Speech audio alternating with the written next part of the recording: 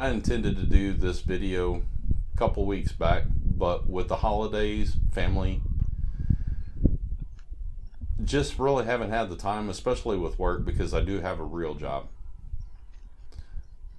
I'm doing this video because, you know what? I like doing videos. It's fun. I don't have a big subscriber base, but you know what? In the future, maybe I will, because I plan on doing plenty more. Now that we're in 2021, new president, we'll see what happens. But in the meantime, what I'm here to do is discuss the cameras that I actually have, which is the Reolink Go PT cameras. I did a previous unboxing because I own these cameras. Purchased them straight out of my wallet. 4 cameras to be exact. And they've been suiting my needs for what I intended them for as a hunter. Hopefully you give them a try, but if you don't, you know what? I understand. I've used trail cameras, and sometimes they're a pain in the butt, as even cell service cameras. However, I've actually enjoyed these cameras particularly, especially to be able to live stream or look at the live feed, what's going on at that moment. There are a few features that I was unaware of that I'm going to discuss. If you own these cameras or you plan on purchasing them, there'll be things you'll want to be aware of, but other than that, they've been fantastic. Remotely attaching to the cameras is easy. They're easy to set up. It's a no-brainer. Active prepaid card is all you need for them. Plug them up, set it up on your app, you're away you go. Now that I've had these cameras for over 3 months, just going to give you a little bit of an overall impression what I think. It's kind of a review, but I've been pretty happy. I've been pleased. Now, in my previous unboxing, I actually had an issue with one of my cameras. Talked to support. They walked me through it, monitored the camera, replace it, no big deal. So it was replaced, put it back out in the field, the new camera, and no problem. It was working. One of the other cameras that I had out in the field had an issue with signal connectivity. They were able to also monitor that. The only issue was where it was at had a low signal service. We ended up deciding to replace the antenna on it with a different antenna to boost the signal, and it actually worked no problem. I'll link the antenna that is recommended by Reolink for increasing the service. However, there are a couple things you need to be aware of if you decide to use a boosted antenna. The recommended antenna by Reolink, it's cheap. It's not that expensive. However, it does not actually fit the insert for the coax connection on the camera itself. So if you decide you need this antenna because you have poor service strength where you're actually putting it, if you're going to use it for hunting or whatever you plan on using it for, the recommended antenna will not screw into its antenna port. You will actually have to grind or cut a portion of the housing in order for it to fit inside the coax insert. I call it coax, I'm sorry. The antenna insert. But it will not fit as is. Even though it's the recommended antenna, you have to shave it down. I'll make sure to point out the antenna and show you the pieces that I'm talking about. But it's easy. It's plastic. You can grind it down with a grinder.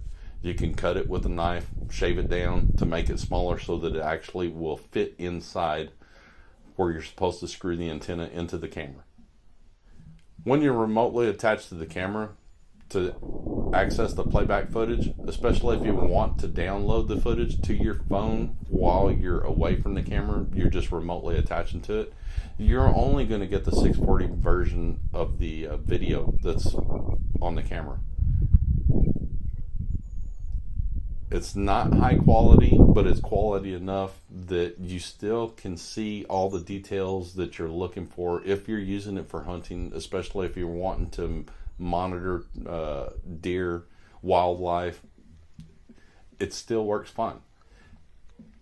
One thing that I was unaware of, and this is something that popped in my head that I wanted to do because I do want to see the 1080 version of the video, is I bought extra micro SD cards so that when I do actually go to the property, I can swap out cards, because I would rather see the higher quality imagery or the higher quality video for the things that I'm interested in or I'm looking for. So when you put the micro SD cards in your computer or whatever you're going to view it on, one of the things that I was also unaware of, when the camera itself is actually videoing or snapping video imagery from whatever activity is in front of it, as you go through the files on the micro SD card, you actually have 2 files per video. That's right, 2 files per video. You have the 640 version and the 1080 version, which is the higher quality video version. The only way you can distinguish between the two is if you're looking at the detail list in File Explorer or whatever you're using to be able to look at all the different files on there. If you arrange it by date stamp or by time stamp, you can see that you'll have multiples for each time. And if you look at the file size will actually be 1 small, 1 large for the exact same timestamp. The smaller obviously is going to be the 640 version, the larger the 1080 version. The 1080 video is really, really good, as you can see behind me, and I'm playing some of the footage from all the 1080 clips that I chose to show. As far as the camera goes, I'm very, very happy. It's serving my needs. It's doing exactly what I wanted to do. I'm actually planning on purchasing a couple more to put in a couple other areas, because there's things that I do want to see, having hunted out on this particular piece of property for the last 24, 25 years. It's things that I've never seen in the past, and that's the reason that I decided to go this route. Unlike the other traditional trail cameras and some of the previous cell service trail cameras that I've used, it's not giving me exactly what I wanted, but now I have ability to do a live feed view and see right then and there if I need to go, or it's doing what I want. Another benefit that I found with this, I've started doing more and more night hunting. With my rifle platform that I use, I actually purchased a night vision scope. It's really a day-night optic. With night vision, yes, I have to use an IR illuminator to be able to see what I'm seeing. I don't have the money to purchase a thermal. You know what? One day I'll own a thermal. But as for right now, I'm using a cheaper version. It's a day-night optic, night vision. Hadn't even thought about this, but when I've actually been able to get on the live stream feed and see that I had a hog on one of my spots, loaded up, went out to that spot, quietly snuck in, turned on my IR illuminator, had my night vision scope on, was able to actually see he's still there eating. What I wasn't thinking about is with the camera itself, since it does do night recording, also has PIR sensors. They're essentially IR illuminators. When the camera's recording, or if you actually get on the camera to do a live stream, those lights automatically come on.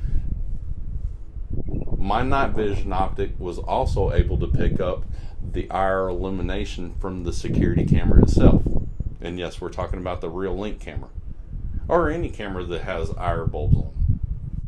But yes, it was still able to pick up the illumination, further illuminating the areas so that I could pick it up in my night vision optic. That's an added bonus, in my opinion. But this is my opinion. I have no affiliation with Reolink or any other person or any other company. Everything I've done is out of my pocket, my personal pocket. And you know what? I enjoy what I do. I enjoy having fun. Yes, I do work for a living, but I love to hunt. I love the outdoors. And if I can find advantages for the things that are most important to me, I'm going to take advantage of it. These cameras have been able to help me do exactly that.